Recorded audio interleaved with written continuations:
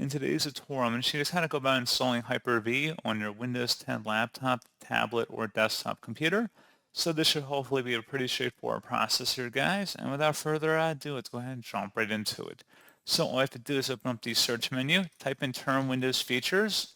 Best result should say Turn Windows Features on or off. Go ahead and open that up.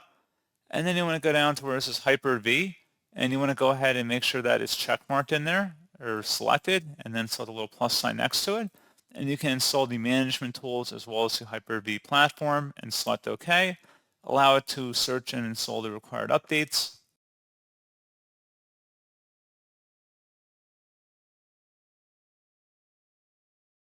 And then your computer may need to reboot to install the requested changes. Select Restart Now.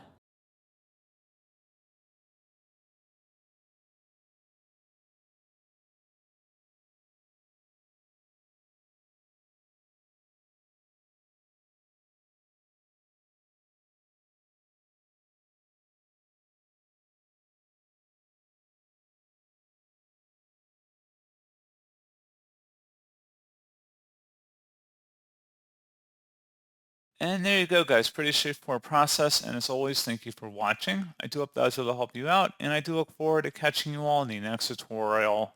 Goodbye.